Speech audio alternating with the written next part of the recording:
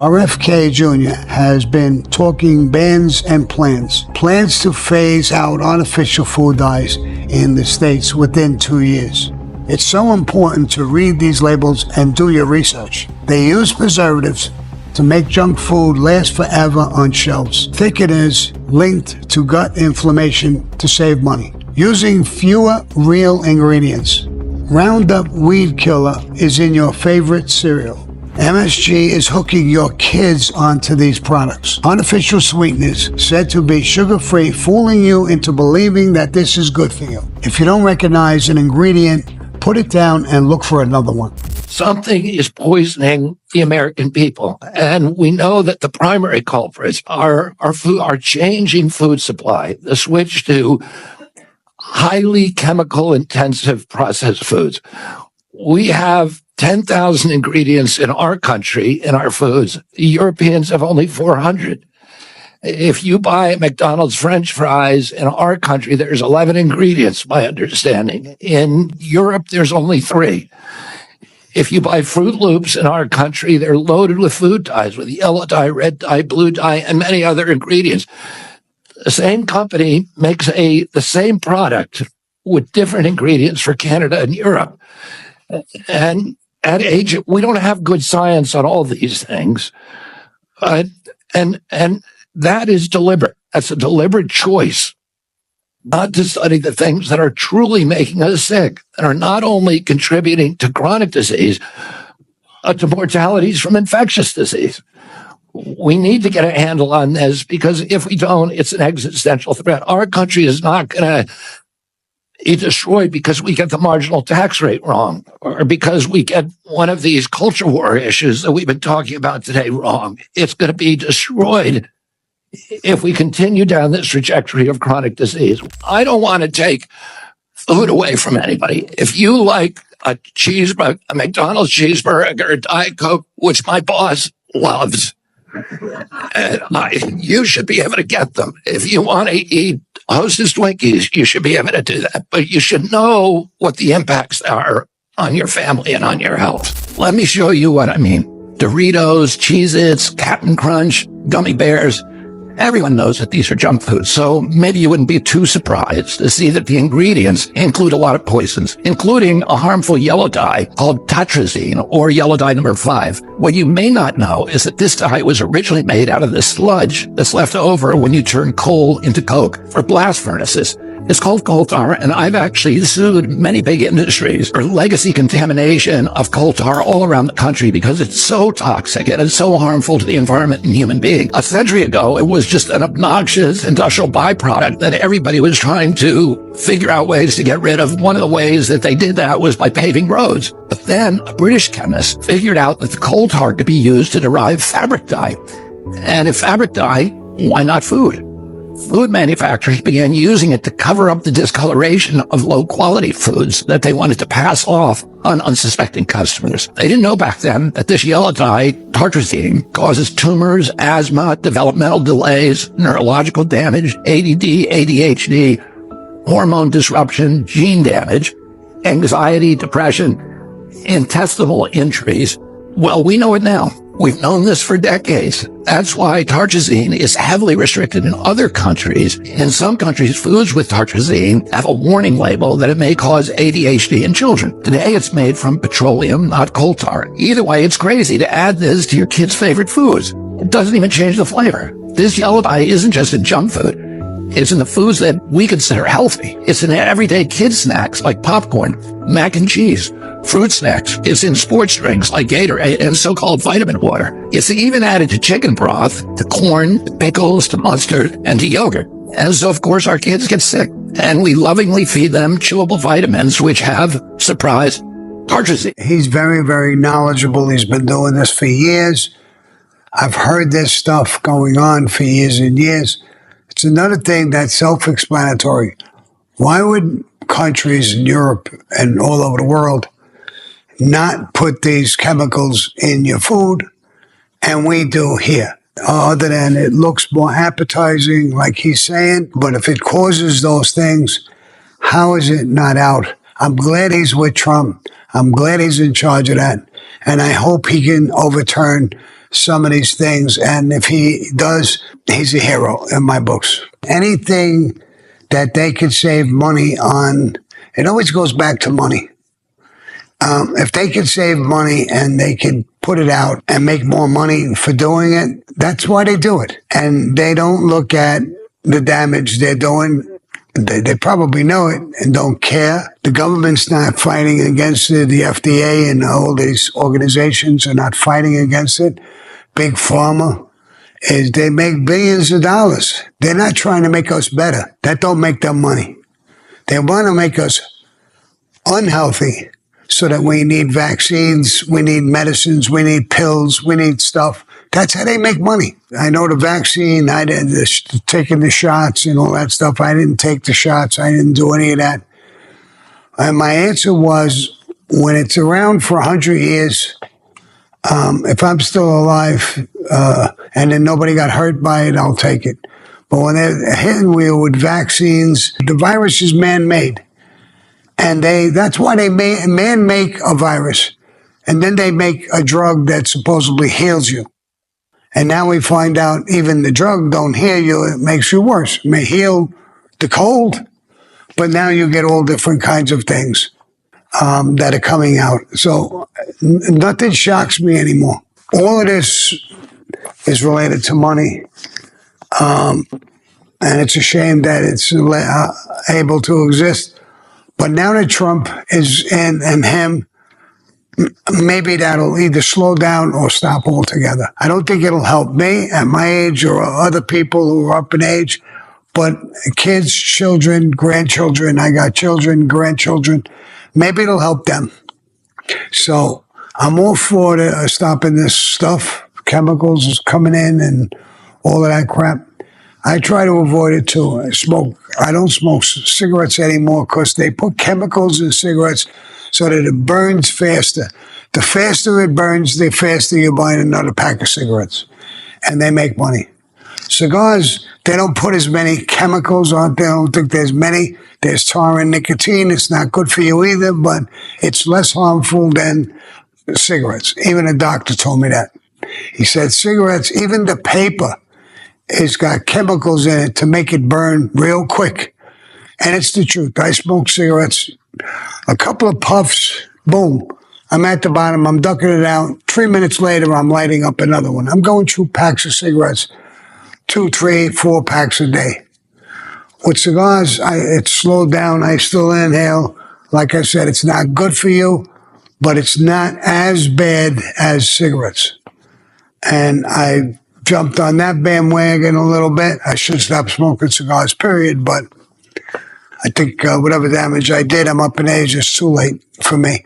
But other people should know these things and make a decision. My ex-wife has COPD from smoking. And it's hard for her to breathe. She's got an air machine and oxygen machine. And I got to live through that, watch that, see that. But once the damage is done through the years, there's very little you could do about it, even if you stop. But they should jump on it because kids will go through it. So whatever my ex-wife or me go through or other people go through, at least maybe the kids won't have to go through that. By the year 2026, all the snacks you currently eat will probably not look the same because the government is getting rid of all of these dyes in our food. So the government held a press conference yesterday where they announced they are getting rid of these dyes in our food that they say are harming us and children, and announced they're going to be gone by next year. And here are the ones they're getting rid of. So number one, they're getting rid of blue number 1, which is one of the main ingredients in the blue Takis, and it's one of the ones in M&Ms. Blue number 2, this one is prominently in blueberry Pop-Tarts. It's also mainly in Skittles. Citrus red number 2, I didn't even know this is a thing. They inject it into the skin of oranges to make them look more orange. You also have green number 3, which is right here. It's mainly in canned peas and sherbet, and then also orange bee. Now, orange B is what they put on the outer casing of hot dogs and sausages. The big one that people know about, red dye 40, Kool-Aid, Starburst, NyQuil, that is going to be gone. Yellow number 5, which is what gives Mountain Dew that color, and also Twinkies. And last is yellow number 6, and that gives its color to Airheads, Jolly Ranchers, and Lucky Charms. So you guys let me know, are you happy that they're getting rid of these food dyes? If there's dyes and chemicals put into food to entice you to eat it, it's 99% it's not going to be good. We have to eat natural foods.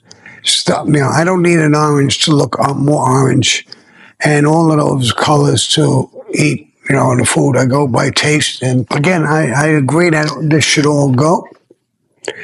And now government, he just said, is going to change and get rid of the dyes, the food colorings, and all of that bullshit. Why today? When they've been doing it for 20, 25, 30 years. Why today? All of a sudden, they woke up, it's bad. They didn't know that 15, 20 years ago? Of course they did. They're caught with their pants down. And now they want to come out and, I'm going to do good. And I'm going to get rid of it. But you always knew it was bad. Just this morning you woke up and found out it was bad.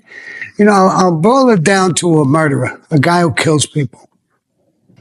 After 10 or 15 people he killed, he thinks it's bad. How come you didn't think it was bad on the first, second, or third? Because you're a killer. Now, 15 years later, you think it's bad. I could fall into that bracket too. I always knew it was bad, but it was part of my life. And I just kept going. I'm just as much to blame as these people here. Or I should say, they're just as much to blame as I am. I'm involved in X amount of murders. God knows how many people they have killed, knowing that they're giving all these chemicals out to kids and everybody else. Is it 2-3 people? Or 200,000-300,000 people, or 2 or 3 million people, or 20, 30 million people that they're killing.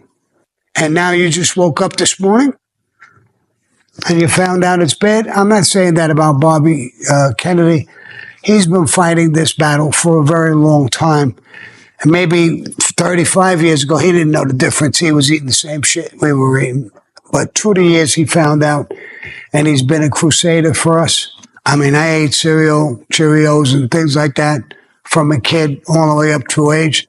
I always thought it was good for me. My mother told me to eat Cheerios. It's good for me. I didn't know there was any kind of chemicals in it. I ate it. And I liked it, and I kept eating it. Now I'm finding out, I'm not labeling Cheerios, but maybe Cheerios ain't one of the bad ones. Kellogg's is one of the really bad ones. I used to eat that too. This is more healthy. Eat that. It really wasn't. It was one of the worst. And we were eating it up. But I can't blame my parents that they didn't know either. It's now when you see what's going on, you have the knowledge. Now is the time to try and fight it, change it. Not blame people for the past. Whatever they did, they did. But you could stop it now. I saw a program one time about the Amish people. It seems like none of them have autism or certain diseases that we have. Why is that? Amish people are no different than us. They believe in God a different way. They believe in different things. But they eat healthy. They grow food. They put no chemicals on it. And that's what they eat. For years and years and years. They have nothing special. It's just how they eat and how they take care of themselves. So they don't smoke, they don't drink, they don't take drugs, and they don't eat garbage food. Maybe that's the outcome. I also saw a program in Italy, Sicily, where people in the town live in their 90s and 100. I saw in the program some woman who had just died. I think she was 98. And they were screaming and crying she was so young. 98 is so young. And it's again, the investigation showed the way they were eating was perfect. They do the same thing in Sicily. They grow their own fruit and vegetable. They wash it. They take care of it. The same thing with the animals. They don't inject them with all kinds of shit. And it showed in the movie. It was not a movie. It was a documentary about how these people lived in that town in Sicily to that age. Even the way they make the bread and get the dough. Everything they have is healthy. After their meal, they drink a little bit of wine that's grown with regular grapes. They squeeze it. There's no chemicals put in it. There's nothing. And they live in their 90s. Unless they're killed or in a car accident or something like that. These people live in their upper 80s, 90s. And even there's some in the town who are 102, 103 years old. And I saw that picture a long time ago, this documentary. It's not a picture, it's not a movie, it was a documentary. And when you see things like that, it just makes you think. Now, why are all the people in Sicily, or most of the people in Sicily, more healthy than we are? They eat, they breathe, they do the same things. They're humans. There's nothing special about being a Sicilian, other than they're good people. I love Sicilians because I'm Sicilian. My mother and father's Sicilian. But for other those reasons, what gives them that strength to live that long? God don't give them something special. It's the way we live. It's the way we eat and things that we do. We smoke. We drink alcohol. We take drugs. We do weird shit. It hurts us. And we're not used to it. But, see, as soon as I said that about the Sicilians, I got buzzes, all kinds of Sicilian people. Shut the fuck up, bro. So, all right, guys. I'm going to wind it up now. One of my Sicilian friends, I better get on the phone now. All right, bro. Adios. Love you, people. If you like this episode of The Bullpen, the Mafia news station, watch the full video right here on YouTube. You can also catch every episode of the Bullpen podcast on Apple and Spotify. Hit the link in the description to listen now.